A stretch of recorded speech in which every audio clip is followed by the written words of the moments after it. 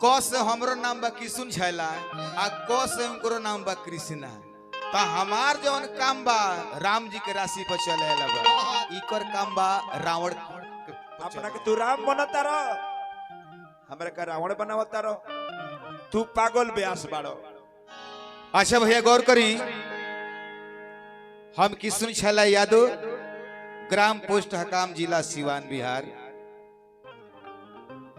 आई आज फिर प्रसंग के दुगोला बा।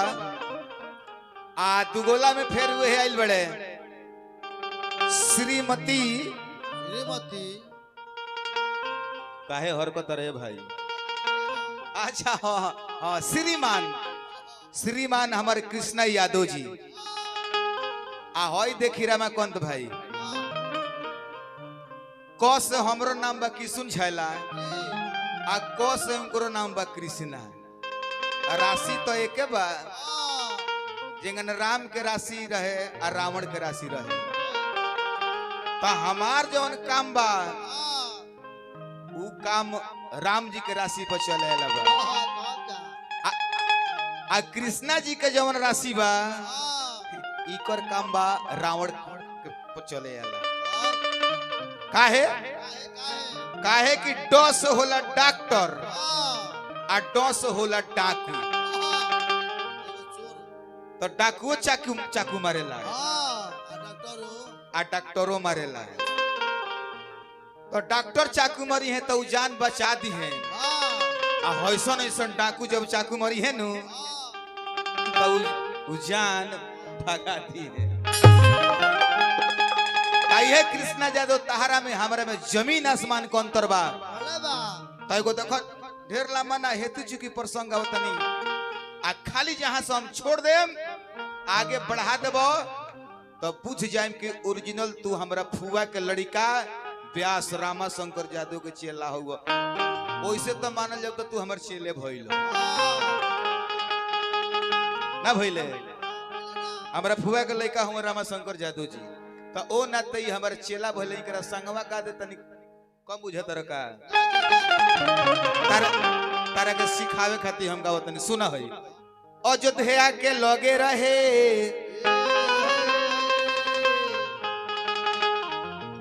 कि कौशलपुरी राज,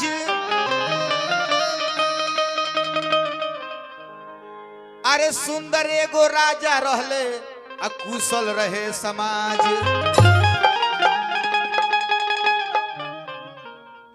उनकर बेटी कौशल्या रहली सुंदर और सुशील। हरे दशरथ राजा के अरे लगा रेली होली, हरे उहो आपन दिल।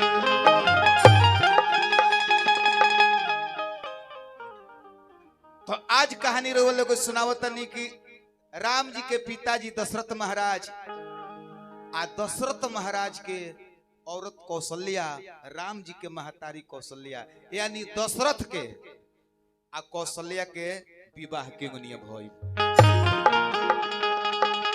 आज जहां से कहानी छोड़ देम आ गा देब तबे बुझेम कि हमर चेला हो, न त ना बुझेम तरह का बुझ लिया।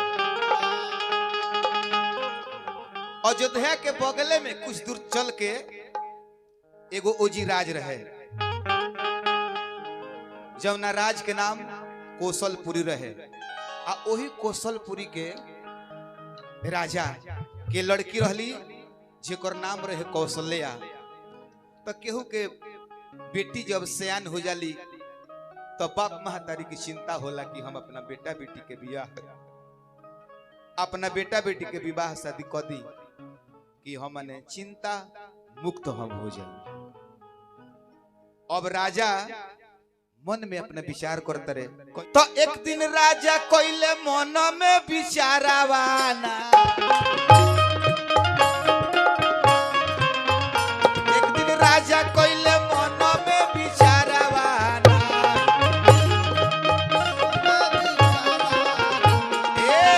ए बाबू करी बेटी के केकरा से बियाह आना करी बेटी के केकरा से बियाह आना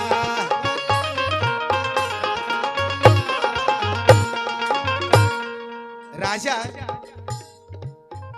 मन में सोचता रहे तो हर एक आदमी के शुभ चिंतक लोग बावे जेगर कृष्णा व्यास कुछ सोचे लागस तो नंदलाल भाई जरूर पूछी कि का हो काहे मन मार के बैठल बड़ किसु छला से दुगोला भाई यही से ना ना ना तेरा यह जन हम बानी नो मन में सोचता रहे कुछ मंत्री लोग कहलो कि का सोचता नहीं महाराज रोरा राज के बगले में राज एगो बाटे महाराज बा भाई लगहियो अयोध्या के राज चमके दशरथ जी के ताज लगहियो अयोध्या बा राज चमके दशरथ जी के ताज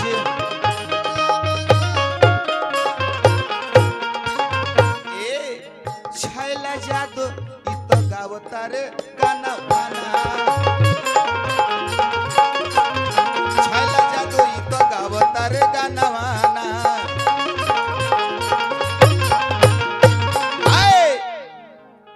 मंत्री लोग समझावल के महाराज ने उन्हें मन का बहकावतनी एगो काम करी बगले में राजा दशरथ जी बानी आ रौरा बेटी जोग बर उहे के बानी आ उहे से अपना बेटी के रौरा बियाह कदी इतना बतिया जब राजा सुनले कौशल राजा मन में अच्छा लागल आ उ दूत के भेज दले कि ए दूत रामाकांत भाई ए दूत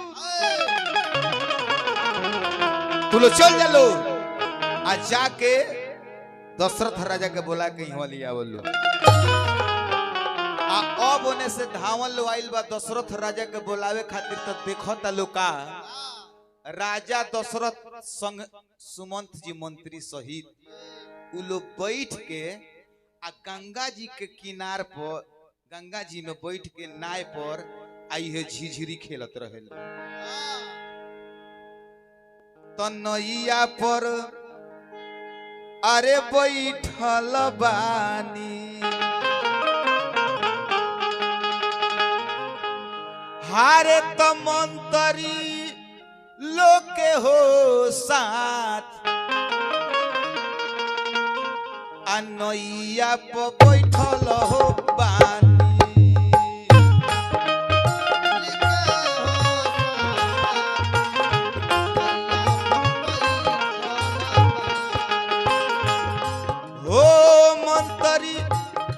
के हो साथ नैया पर बैठल बानी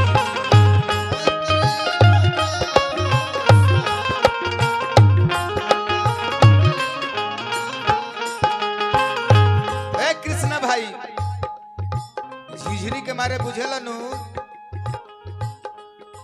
हर नाच गान जे होखत रहे ओ नैया के ऊपर हो के ऊपर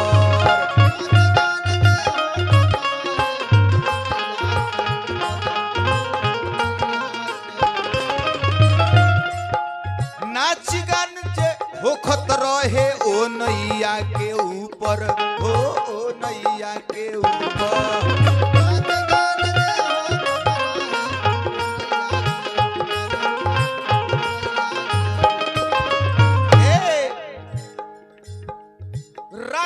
समैया रहे लागत रहे सुपर हो लागत रहे सुपर ताको है न ताको हो हर रात के समैया रहे लागत रहे सुपर हो लागत रहे सुपर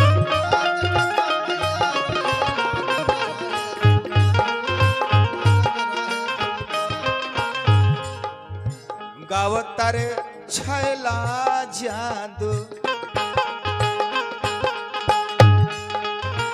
गावतारे छैला जादू भैया लोग के हो सा गावतारे छैला जादू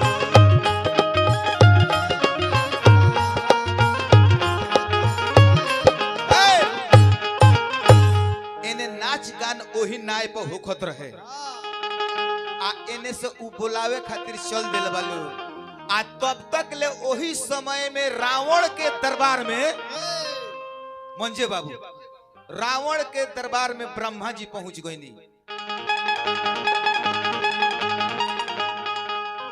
ब्रह्मा जी के जब रावण देखलस तो कलस के महाराज रोरा सबकर दिन दशा देखिले हमार पहले दिन दशा देखी कि हम कबले जिए आ केकरा हाथे मुए।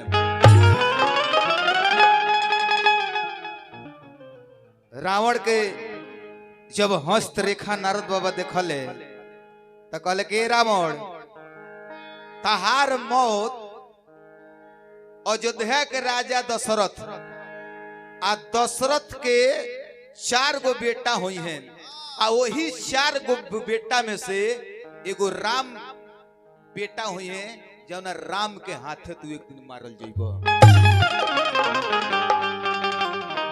आ समय के बाद देखो कृष्णा भाई समय के बाद देखो कि ठीक राजा दशरथ जी के आ रानी कौशल्या का बिन बियाह नहीं खे भई।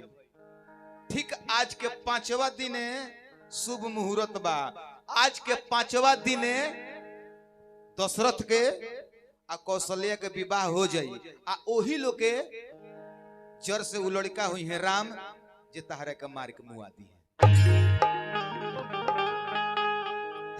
रावण हंस लागल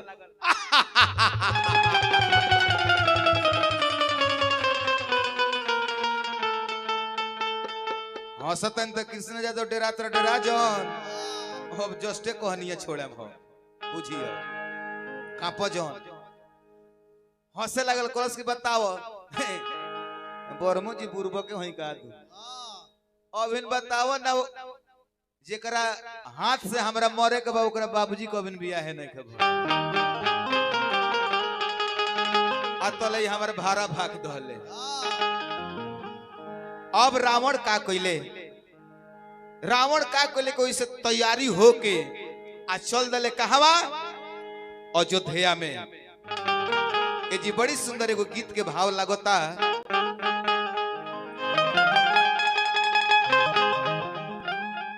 ब्रह्मा के बतिया रे मनले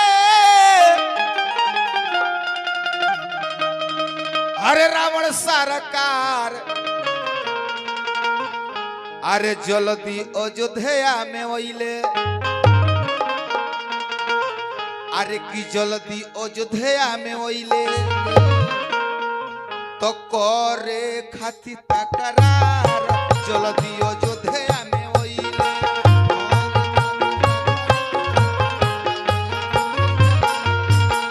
करे खातिर तकरार जल्दी अयोध्या में ओइले।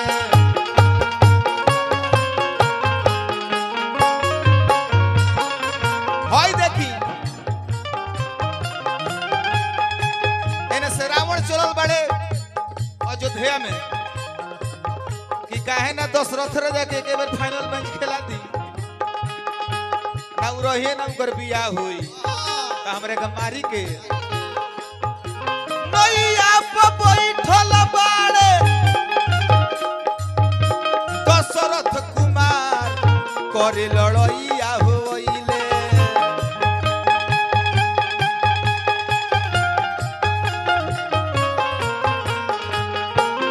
ए बबुआ नैया पे बैठल बाड़े दशरथ कुमार करे लड़ैया रे ओइले रावण उहाँ सरकार करे लड़ैया रे ओइले रावण उहाँ सरकार करे लड़ैया रे ओइले। इहे रावण ओइले आ रावण आके जमुना नाय पर सुमंत जी दशरथ जी और सहयोगी लोग बैठ रहे वो नैया के रावण का कैलस कि ढकेल के आ पानी में डुबा दहलस।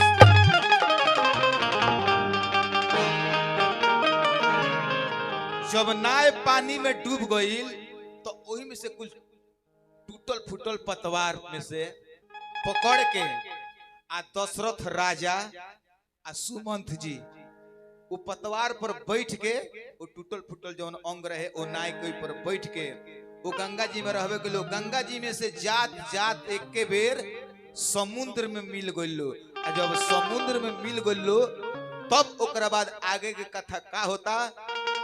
आओ कृष्णा यादव जी गावो आ नइखे गावे के मन तो यहाँ से भागो। आई भैया हम व्यास कृष्णा यादव जी फिर हमरा किशोर झला से भेंट हो गइल बा दुगोला में। आ बड़ी सुंदर कथा किशोर झला जी गौनी हो। राजा दशरथ कोशिला के विवाह आई चैलेंज करतर के विवाह केगा भइल कृष्ण भाई गा के तो सुनई हो तो देखो सुनावत नहीं कि गंधर्व विवाह होलो के केगा भइल बा। एगो बड़ी सुंदर बात कहले हन छैला जी ये राम के राशि और रावण के राशि एके रहे। अपना के तू राम बनता रहो हमरा का रावण बनावता रहो। तू पागल ब्यास बाड़ो आ घर के भागल ब्यास बाड़ो आ पकिया तू पागल ब्यास बाड़ो। काहे हमारा नाम में को के नीचे बारजुल दियाला तक आधा सौ होला कृष्णा शुद्ध भइल कृष्णा आ तहार बा को में हारसिन रही की सुन सुन एक मतलब ये कुछ ना सोना जीरो की सुन मन सोना जीरो हमार बा कृष्णा यादव मर्द के नाम हो ऊ कृष्ण हई एगो ऊ कृष्ण रहले गोलोकनाथ एगो कलयुग के कृष्ण वन इहो रास रसावले उहो रास रसावले। अब तोहरो के नाथ के नचा दे तोहरो के नचा दे। ध्यान दो आज भेटाइए गइल बड़ा तू ध्यान दिहल जे बबुआ। कथा पहुंचल बा कि राजा दशरथ के अपना जाने में रावण मुआ देहलस आ सुमंत राजा दशरथ वही टूटल तख्ता पर तेरत तेरत समुद्र के बीच टील पर जाके वो रुक गइल बालो। अब तो रावण के तके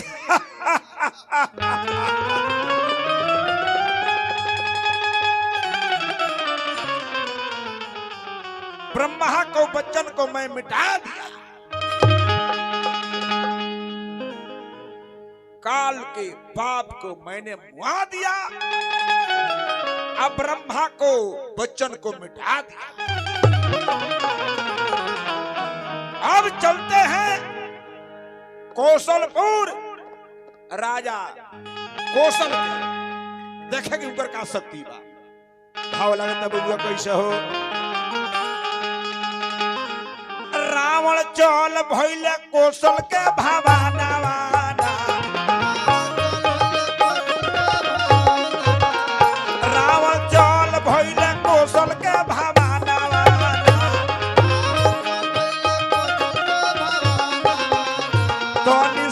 श्रोता आगे के बयानवाना तोनी सुनी श्रोता आगे के बयानवाना।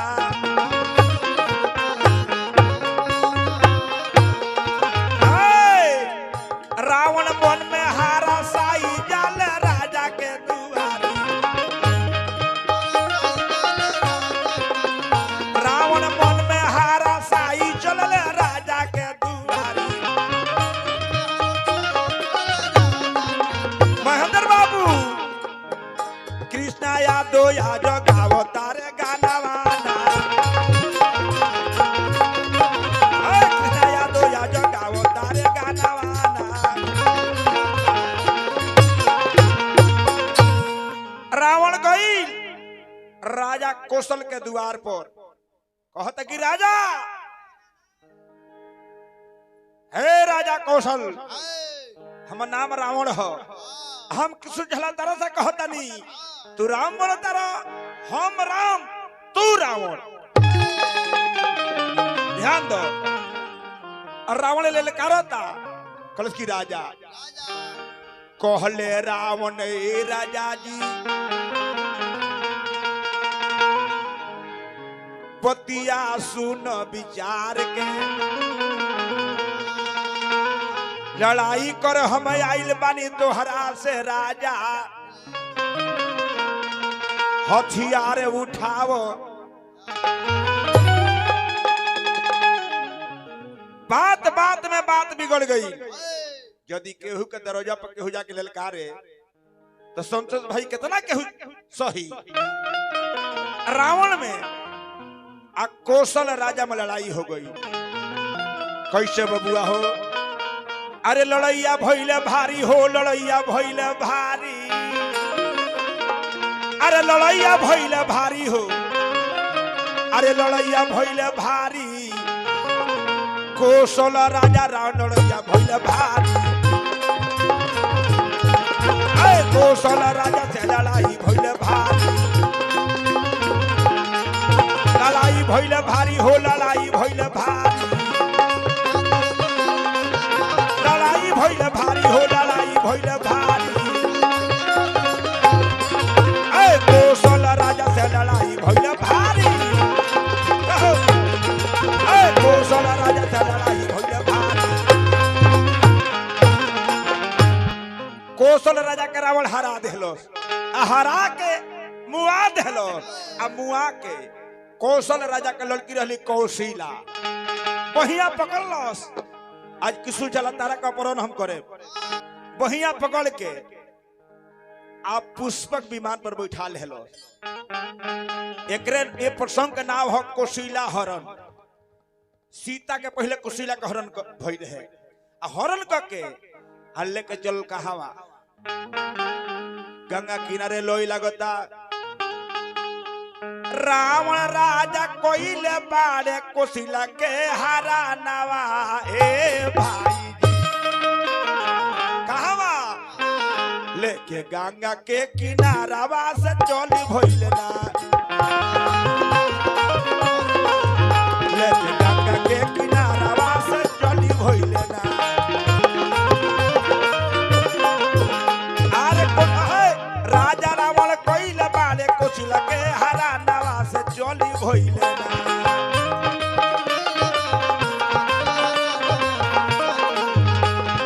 राजा रावण कोइले बाड़े कौशिला के हरा नवा से चली भइले ना। लेके गंगा के किनारावा से चली भइले ना, लेके गंगा के किनारावा से चली भइले ना।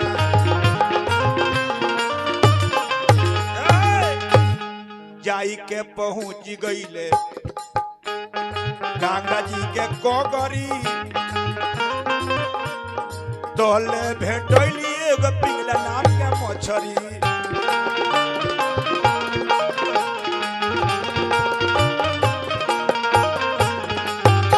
लेके गईले गंगा जी के कोगरी, आ तिलिंगला नाम के मछरी से भेंट हो गई। कैसे बबुआ? जाई के पहुंचल बाड़े गंगा जी के कोगरी, तोले भेटाइल बाड़ी तिलिंगला एगो मछरी।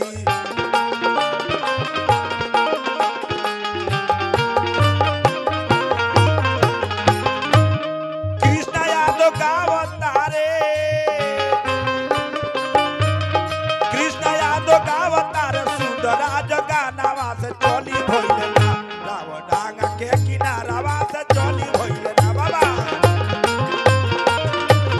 रावण डांगा के किनारावा से चली भइले ना। गंगा किनारे ले गई, एगो संदूक में बंद कर देहलस। जान के पिटारी लिखल बा नद रामायण में, आ बंद करके वही तिंगला नाम का मछली के कलश के हई संदूक तू राखो, आ जो हिया मांगे तो हिया तू हमरा के दे दी। आ तब रावण कहाँ आइल बा? ब्रह्मा के दरबार में। तकी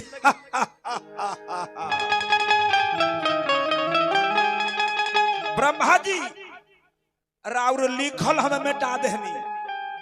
ब्रह्मा जी लिख का और दशरथ के मुआ देहनी आ कौशिला के भी हम खत्म कर देहनी।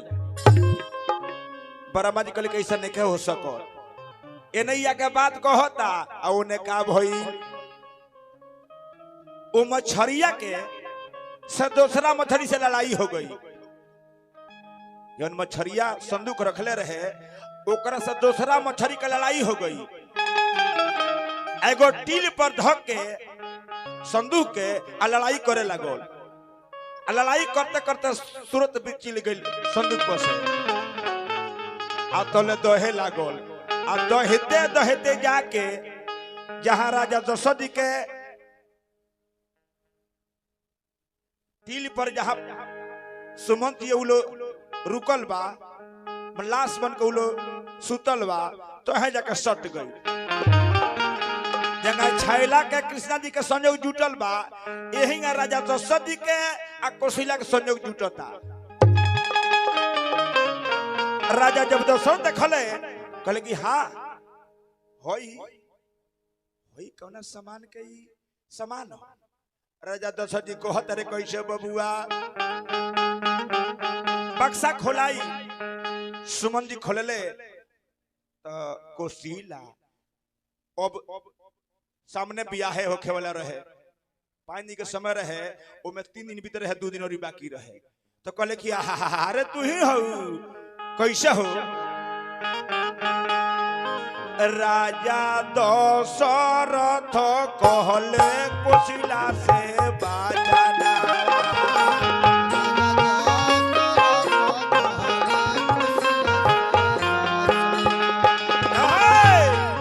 सुना कि सुझाला जी।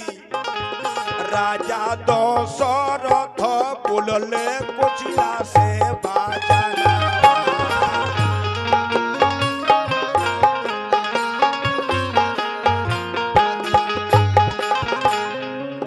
अरे सुना रानी बतिया हमार है।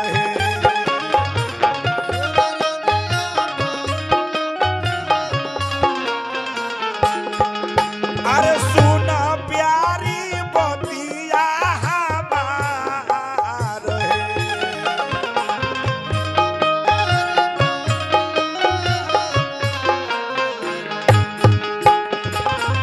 ए प्यारी अरे हमरे से हो खतरल रूबी बहावा।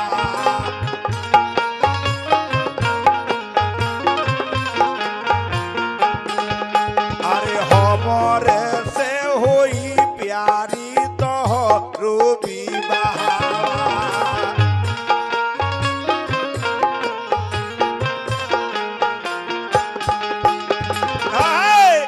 अरे सुनो रनिया देई के ध्यान है।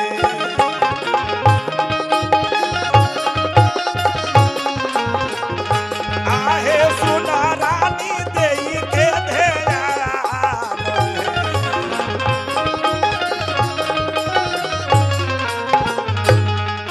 सुमंत जी धूरी के सिंदूर बना के आ कहने के हे राजा जी मांग में सिंदूर करी आ कुछ किताब बतावता कि ना नारद बाबा आके आ गंधर्व विवाह करौले। तो कौशल्या के राजा दशरथ जी के विवाह भइल आ फिर संदूक में बंद हो गइल आ दोनों आदमी में मस्त रहता। आइने रावण ब्रह्मा जी से कहता कि लेखनी मिटा दहनी। ब्रह्मा जी कहले कि विवाह हो गइल बा मंगवाओ संदूक। संदूक गइल राम ब्रह्मा के सभा में जब खोलाई तो राजा दशरथ आ कौशल्या के विवाह हो गइल बा। रावण फेर में पड़ गई तलवार उठौलस कि समाप्त कर दी ना रही बात ना बाजी बसुड़ी। ब्रह्मा जी कहले खबरदार रावण और दुआए छई मर जाइबो अभी मर जाइबो। ब्रह्मा के समझौला पर रावण मानल आ कुछ ग्रंथ बताओ कि ना मोदोदर आइल बिया समझौले बे के हे पति देव अभी लोग के विवाह हो गइल बा आज काहे के अपने के काल में सहता नहीं। तो ये जाई कहानी समाप्त होता। कौशल्या दशरथ जी के गंधर्व विवाह भइल